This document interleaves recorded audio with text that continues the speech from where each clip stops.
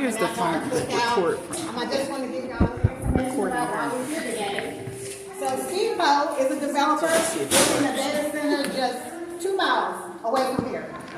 These developers and politicians say that AI data centers and make it sound like it's going to be heaven, like it's floating up in the clouds. But in reality, this data center that's less than 5 minutes from here is a nightmare of gentrification and displacement. This community wasn't talked to before it was approved to be built. People have been bought out of their homes. Good housing has been demolished because Steve Poe wants to make money to build a giant computer warehouse that sounds like a jet engine 24/7. That ain't right. Y'all know how that is? Yeah. That ain't right. So his data center isn't just going to be loud, it's going to be dirty. Hundreds of diesel generators will clog up our air and cause our kids' asthma rates to go even higher than they already are. I'm sorry, what did you say? I couldn't hear. No, we got it, I heard. I was saying it's not just going to be loud, but the data center is going to be dirty. It's going to pollute the air. It's going to have hundreds of diesel generators that will clog up the air and make our asthma rates even higher than they already are. So who is Steve Poe really? He's more than just a CEO who's using our tax money to fund his development schemes. He's a guy who didn't finish college because his daddy owned a construction company. He's somewhere self-aware enough to know that about his public reputation, but he's not ashamed enough to stop scrolling Facebook in the face of community outrage at a public hearing that a lot of us were at. Yeah. Above all, he's a white supremacist that wants a money machine built with our dollars to take from us. Right. Instead of bringing the jobs, the promise of this data center is working on replacing workers with AI. That's praised as good for the economy somehow, and somehow they always end up in the same kinds of neighborhoods. Working class neighborhoods, black neighborhoods, this neighborhood, Southwest Louisville. And that's not an accident, it's a pattern. It's targeted, it's greedy, it's racist, and it's been the same story for generations. We've knocked on over 500 doors in this neighborhood. Y'all probably seen us. Talking to y'all about data center and people's experiences is a common theme. Developers come in, they make promises, and the community is left dealing with the consequences while the money is moved out into some local rich pockets and then out of state. Higher bills, pollution, health problems, dismissal, disrespect, every day being told that we gotta work harder, we gotta hustle more. But meanwhile, developers like Steve Poe and his business partner, Mayor Greenberg, they just take the money and run. So let me ask you something. When was the last time a wealthy white neighborhood got told, hey, we're about to drop a huge industrial site next door? Never. Never, exactly. Because they know those communities have enough time, they have the resources to fight back and win. So they come here instead, hoping that we won't notice, that we'll feel like there's nothing we can do about it. But you know what? They're wrong. Because this city, our city, was built by working people. And every time folks in Louisville get active and come together, we've made demands loud enough that nobody can ignore it. This is one of those moments, and that's why we're here. This isn't just about one project. It's about drawing a line and saying we are not a dumping ground for rich white people. We are not the place where companies come to take what they need and leave us holding the bag. We deserve clean air. We deserve affordable utilities, and we deserve respect. We deserve development that actually benefits the people who live here, not just Steve Poe. So what else could that 150 acres be used for?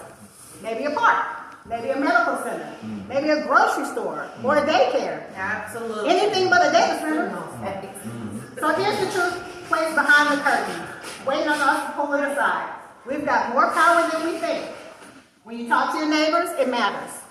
When we organize as a community, all that matters. When we ask questions, we demand answers, and we refuse to be ignored, that matters. That's right. Because these decisions, they're not supposed to happen in the dark without our voices. They count on us to be too tired, too busy, but when we come together, when we get organized, when we stand hand in hand, we demand the change. It has happened before, it's happening all over the country, it can happen here. Don't let anybody tell you this data center is inevitable. Don't let anybody tell you this is just the way things are. The way things are only stays if we accept it. Right. We're not here today to accept Steve Poe's data center. No. We're here because we know that our neighbors, and our kids are worth fighting for. So let's fight for it. Because when we move with the power of people, stand up as one, they have no choice but to listen. So, we're here to say no data centers. No data center. No data centers. No data center. Especially not Steve Ho's data centers up the street. Where's the petition? I'll sign it. Well, now I would like to pivot to, we have a guest here, Shamika Parrish-Wright. Okay. She's running for mayor. Yes. If you'd like to say a few All words. right.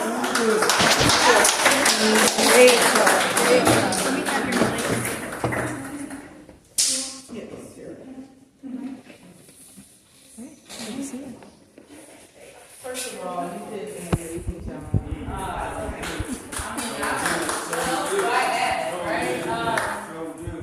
And it's important that I really want to thank No Data Centers 502 because you have to organize with community, and that is what you're doing here. And the fact that you're less than or around a mile from the actual where the proposed data center is supposed to go, where data hotel is like their data telecommunications. They like to play a lot of word games. It is terrible that you all weren't contacted. You know, they knew what their plans was, but they didn't tell you. And as an elected official, I accept full responsibility for us not moving fast enough as we could, but we were waiting for information that was promised to us. Now, right now, as we stand here, you're technically in District 1, which is Councilwoman Tammy Hawkins' district.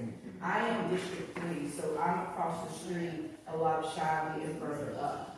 And so I want to make sure that I recognize that I'm not the, elected representative of this district, but that these issues impact me as well. I don't live far from here. I live in Shively on Devereaux. And so I drive, and my husband drives, and my boys, we are always in this area. And so what happens here matters to other people, but it definitely matters to the people living closest to where this proposed data center will be. And I think that that's a travesty. And I always give things a professional, a personal, and a community feel because I am a mother of 6, grandmother of 4.5, and I wanted my daughter to live here at the Scholar House while she was getting her bachelor's and her master's degree, but she gave up on the process, and so she timed out and just rented somewhere else. So I literally could be here as a grandmother with a grandchild that's living here as well. So that matters to me. You all matter to me. But I want to make sure that I'm touching on the things that I know as a councilwoman and the things that I will fight for you as a mayor. But I'm here before anything else as a mother and a person who lives not too far from this community. I drove the property around where the proposed data center is supposed to be, and it is humongous. It is huge. This is a lot of land. There's a lot of space, as she said. What else could be done with that acreage, right? The problem in Kentucky and in many places is the strongest laws are around land ownership. So if we had enough money, we could move where we want to do, we could buy where we want to buy, and with the right planning and zoning, we can build what we want to build. So what happened is this land, when people already had this plan, they don't tell us what plan, I'm an elected official, but they apparently had already been working on this. And then they purchased that land. Once they purchase the land, if you want to build something that isn't zoned for already, then you have to go before the Planning and Zoning Commission. And then you tell them, here's what I'm planning to do. So when they approach the Planning and Zoning Commission, it raised up some flags for those of us who are always paying attention to those meetings. But the problem is data communications, hotel, data centers, all those things, we know the wording, but our laws have not caught up to what they are. And so planning and zoning is only able to make those decisions based on what our law is. And because we don't have a law on the books already against them, they were able to advocate and get that passed because they bought the land and this is their plan for the land. There was some interruptions. One of my colleagues put forth a moratorium, and that is basically a halt of these things. And I wanted to join that. But I realized that it was a stopgap and it should have continued, and I'm going to fight to see if we can get another moratorium so this doesn't keep happening. But in that process, while we were waiting for the moratorium, while we were we proposed the moratorium in committee, which we helped pass, the zoning and planning commission and all the people who work on this was supposed to give us guidelines. You know, what should we expect? What should the communities expect? All of these things. And they were supposed to give a report to us as council people and publish that report so that you as the public could read it. That report, or whatever findings they had, were only on the website for a short amount of time. And I learned this from my colleague, Councilwoman Jennifer Chappell, as she went into more detail about it. But, so anyway, it was a hurry up and wait game. We already bought the land, we're already trying to get it rezoned so that we can build this data center. And then in the process, council can't stop it because our laws are not against it, because we, as a council, have not passed any laws against this. And that is a terrible truth. And because of that, when it came back before the planning and zoning, I know many of you, I wasn't there, but I saw the hearings online. I've been at the planning and zoning hearings till 3 in the morning, and I thought everybody gave a very passionate response on why this isn't. But these people have already made up their mind. And our mayor and Poe Industries have been connected. Poe Company Industries, whatever it is also going to be leading on the Humana Hotel.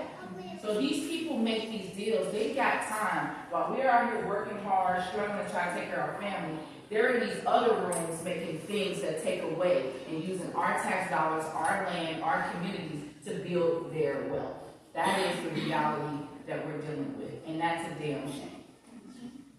And so, yes, you elected us to be the watchdogs of this, and then if we don't get the information we need, there's limits to what we can do. But this is not all hopeless, because what you're doing today, what you're organizing, is how many things have gotten accomplished in our city, in our state, and in our country. You can't fight back, just as she said, but we have to fight back together. And now, because I'm in this role, I have certain rules of engagement that I have to follow, but that does not stop me from showing up and being there and doing everything that I can in my power as an elected official, in my power as just a resident, and in my power as somebody that's running to replace someone who continues to put big business before people. That's why I'm running. And so what I wanted to make sure that I said, because we just had a forum the other day, and I knew this issue would come up. I'm thankful. Is it Aileen? I met Alina, I'm sorry. I met Alina at the No More Kings rally, and she invited me to be a part of the organizing work that you all are doing. And first of all, you can't look at her eyes and tell her no.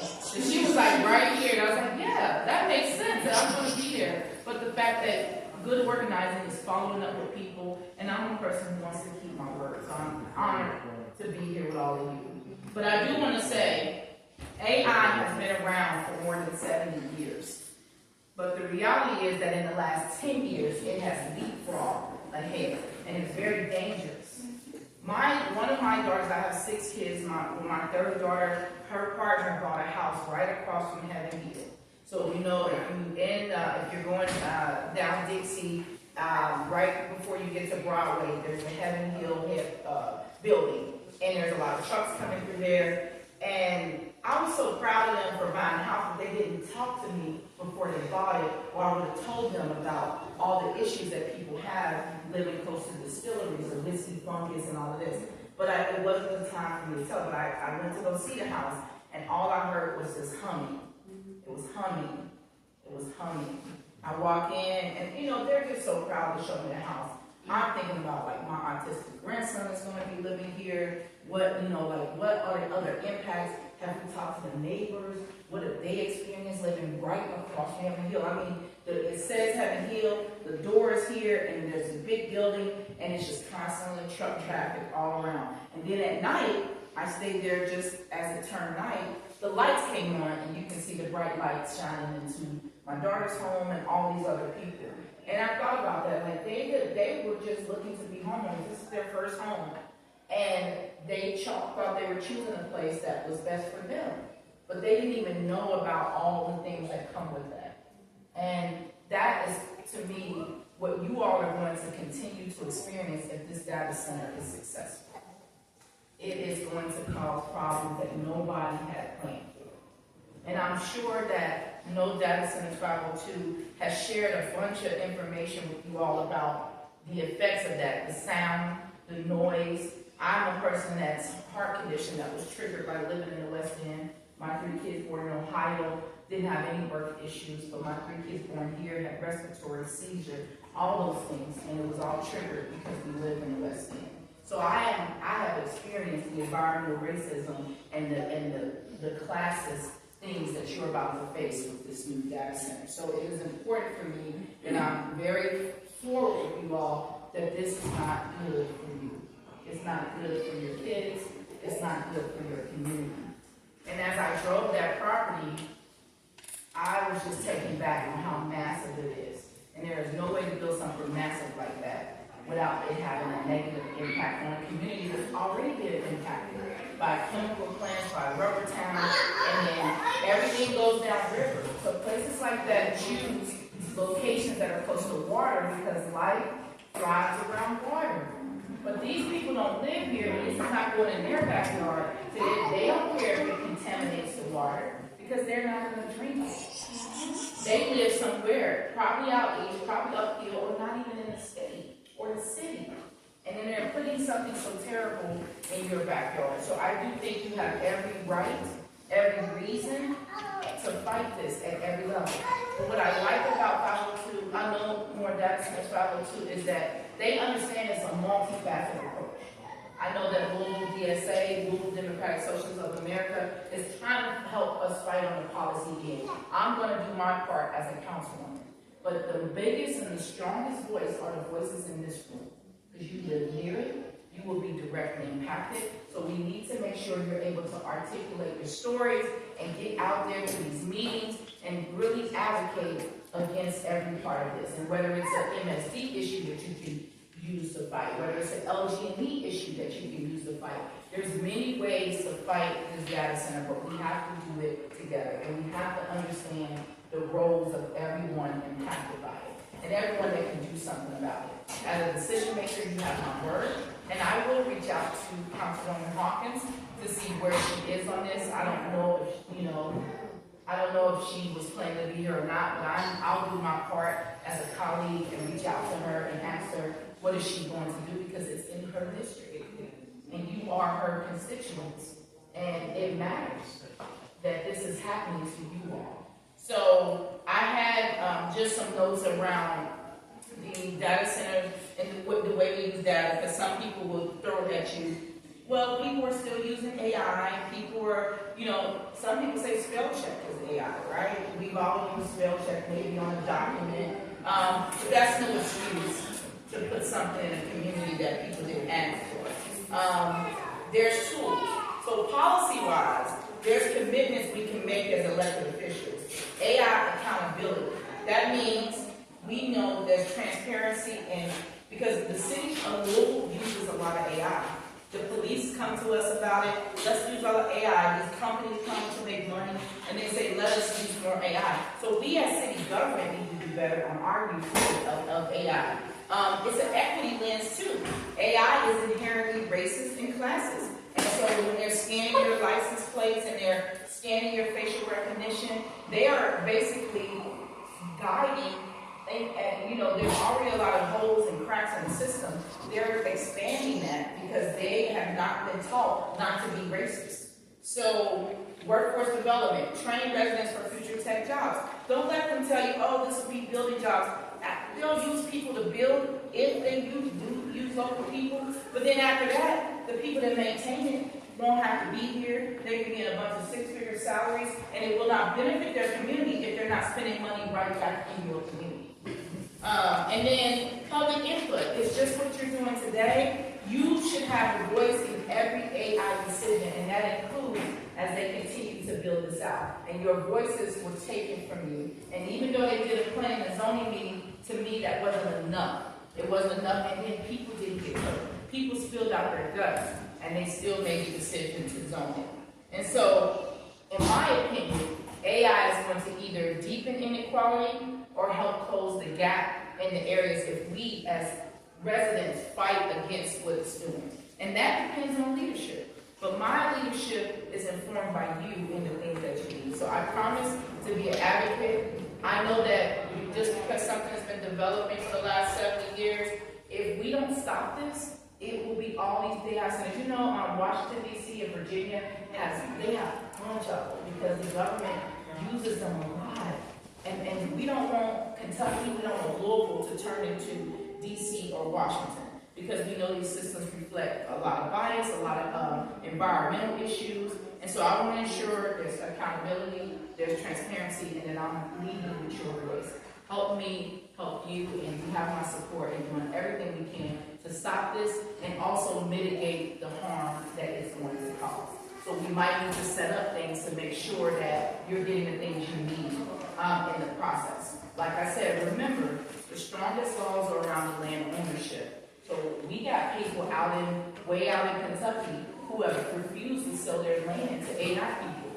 And we need more and more of that. And we need to be speaking to those people on because somebody got to say no to the money. If people don't say no to the money, this is how they continue to build over us. And so I'm sorry that this has happened, but I will own what I can do as your councilwoman and as your candidate for mayor. And whatever I do, even if I don't have either, you still have my support as a resident that lives about 2 miles from the next house.